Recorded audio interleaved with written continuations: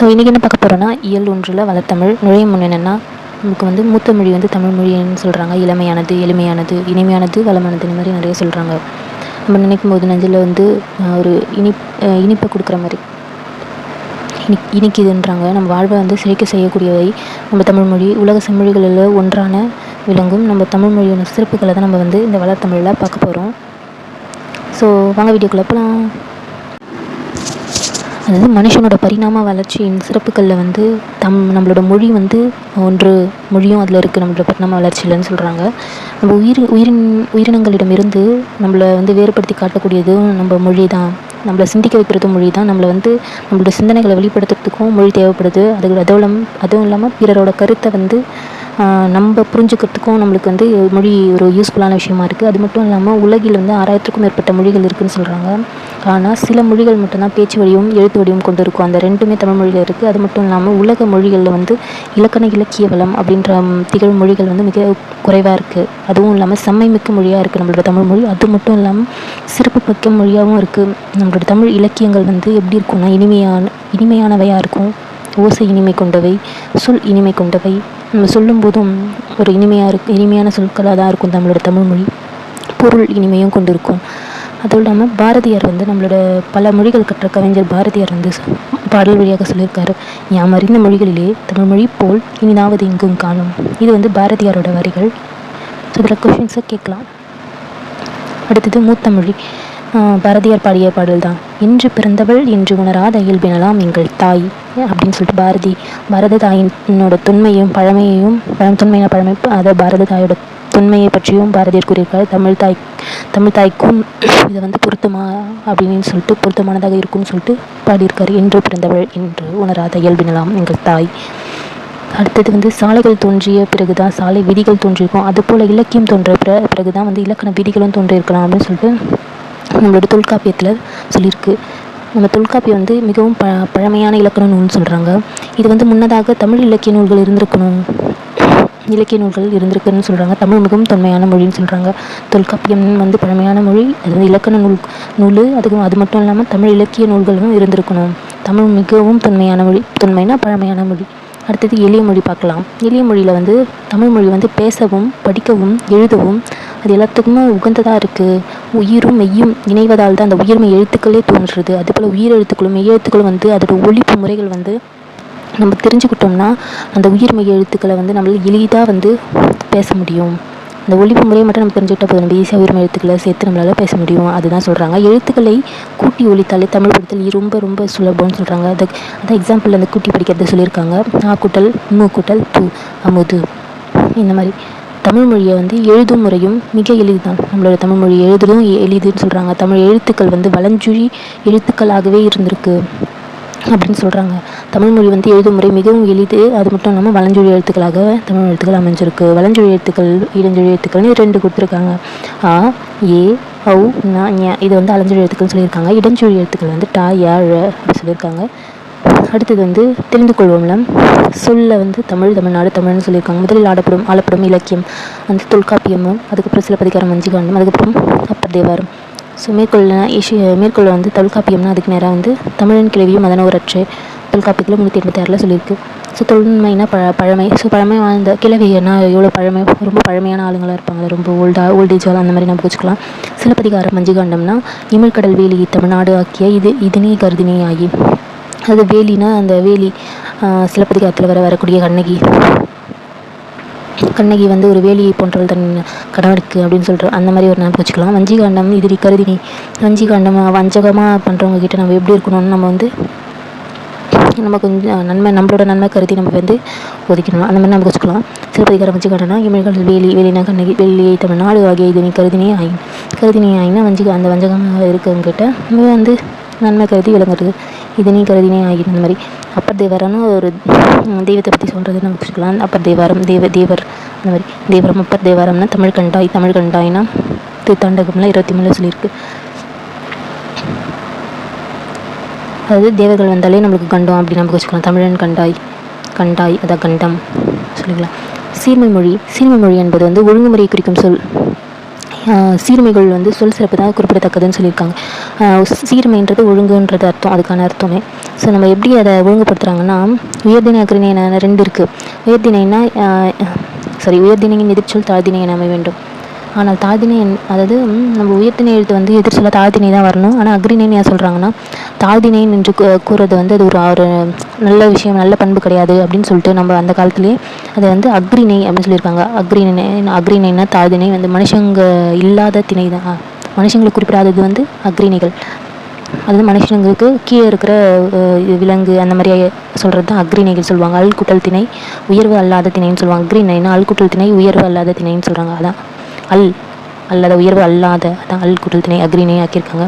So என்று சொல்லியிருக்காங்க. அடுத்தது வந்து பாகற்காய் வந்து கசப்பு சுவை உடையது அப்படின்ட்டு சொல்லலாம்.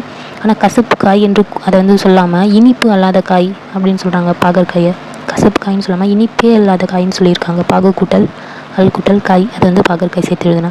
அந்த மாதிரி சீர்மை மிக்கதாக தமிழ் மொழியை வந்து பெயரிட்டு எழுதியிருக்காங்க. இந்த மாதிரி சீர்மைனா உங்களுக்கு ஞாபகம் வந்துடணும். அந்த அக்ரிணை வந்து உயர்வல்லாத திணை, பாகற்காய்னா கசப்பு காய் என்று கூறாமல் இனிப்பு அல்லாத காய்ன்னு சொல்கிறாங்க. அவ்வளோதான். அடுத்தது வந்து வளமை மொழியில் பார்த்தோம்னா, மலர் வந்து இந்த பிக்சரில் பார்த்திங்கன்னா மலர் வந்து ஸ்டார்டிங் டு எண்டு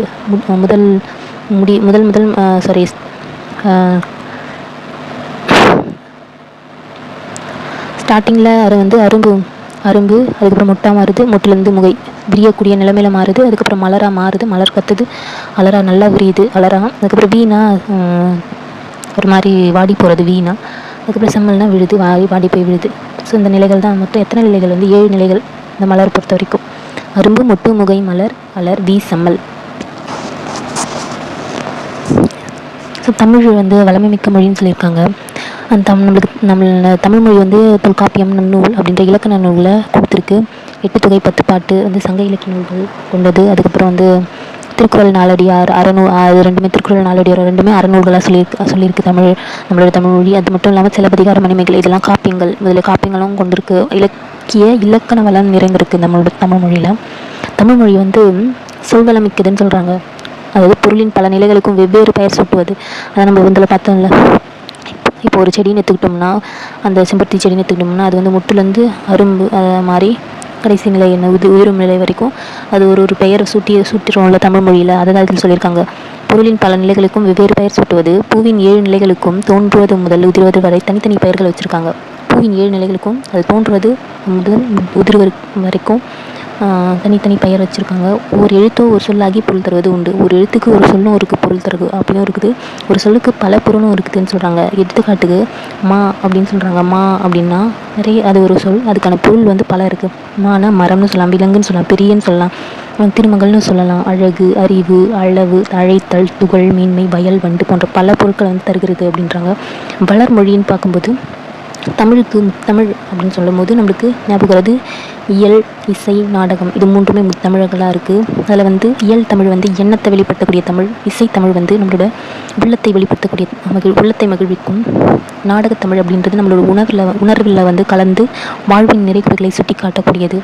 தமிழில் வந்து பல வகையான இலக்கிய வடிவங்கள் வந்து புதுசாக உருவாக்கிட்டு இருக்கு. செய்யுள், கவிதை, புதுக்கவிதை, புலிப்பான் இதெல்லாம் வந்து நம்மளோட தமிழ் கவிதை வடிவங்களாக இருந்திருக்கு.